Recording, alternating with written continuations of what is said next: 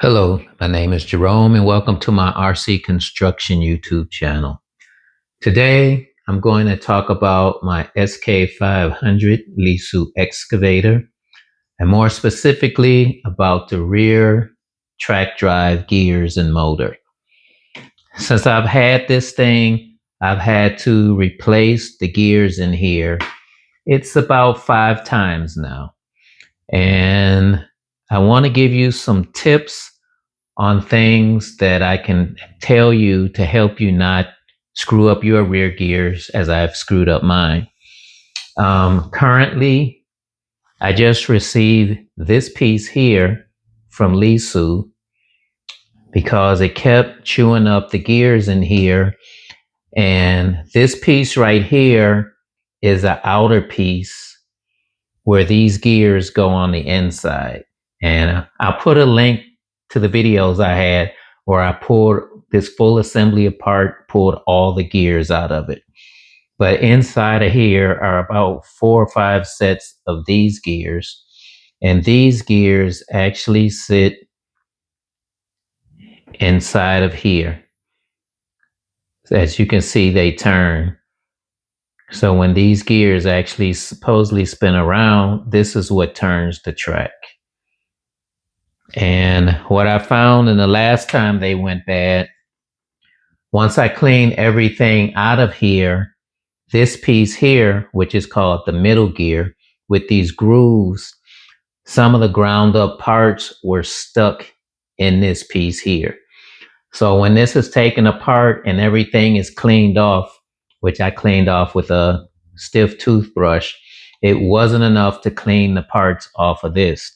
And the way I found it, I have one of these tools here, and I literally was dragging this in each groove all the way around.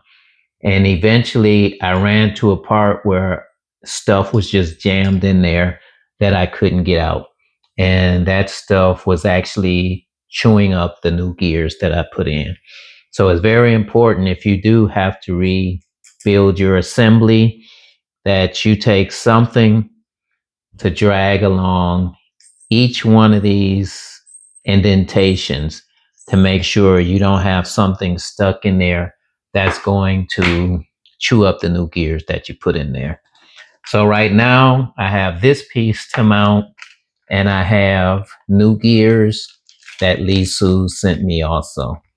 So this pack of gears here to go inside of there, see if I could show you the part number.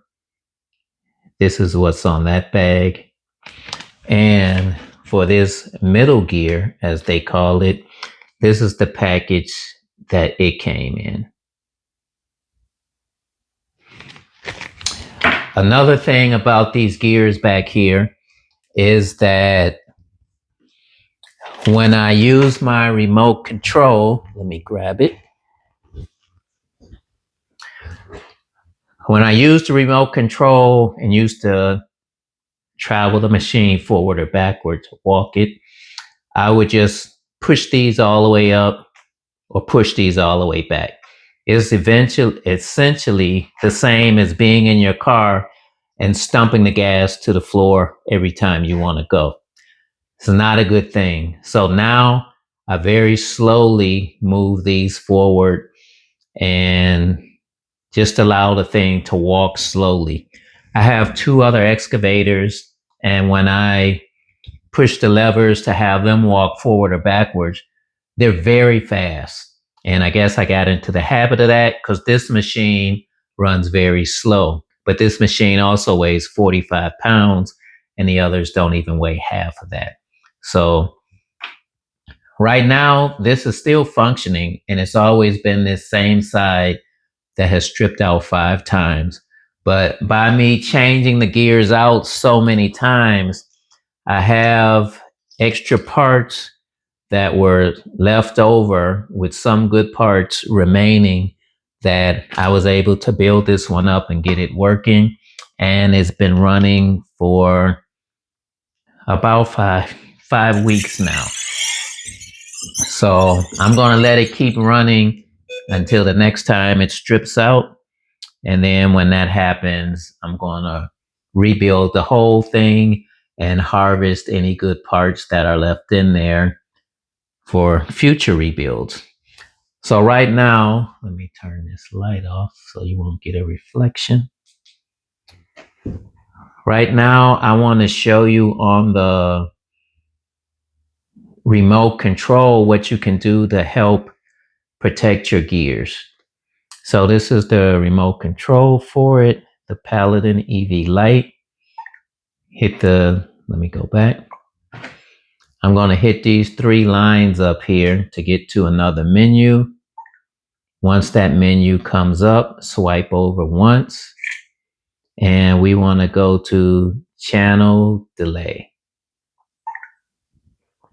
So on my channel delay, you can see left track, right track, and I have a 0.7 second delay in each one of those. And what this does is if I move the lever up or back to go forward or backwards, it takes 0.7 seconds for it to build up to the full speed according to wherever this lever is pushed. What this does, for one, it prevents me from just slamming it all the way on, essentially like pushing your gas pedal to the floor. So this adds a little delay to ramp up the speed. What it also does, if I go from forward to back, or I'm moving backwards and go to forward, it'll take 0.7 seconds to come to a stop, 0.7 seconds to build up to the full speed of where this lever is pushed, so that I'm not slamming the gears just right into each other. It's like taking your car from reverse to drive, but you still got your foot on the gas pedal. So this will give you some level of protection. And by the same thing, if you can see the plate turn, I have a 0.3 second delay in that. And that's for when the turntable goes around. Again, I want a delay on that so that I'm not just slamming it from going right to left to right. There's a little time for the gears to slow down and then start up in the opposite direction. So that's my update on the Lesu. I've been using it pretty heavy ever since the weather has gotten warm outside and I can go back out and play with it. I'll be posting a few videos pretty soon. On Tuesday of this week, just past, I went to Vegas to dig this Vegas where I actually was able to play inside of a real excavator. And I'll probably put a couple of short video clips online of me doing that. That's all I got for today. Trying to help you keep your machine running. And this has been running very well, other than the problems I've had with the tracks. So if you like what the video said, or if it gave you some good information, click like, and I will post some more videos later. See ya.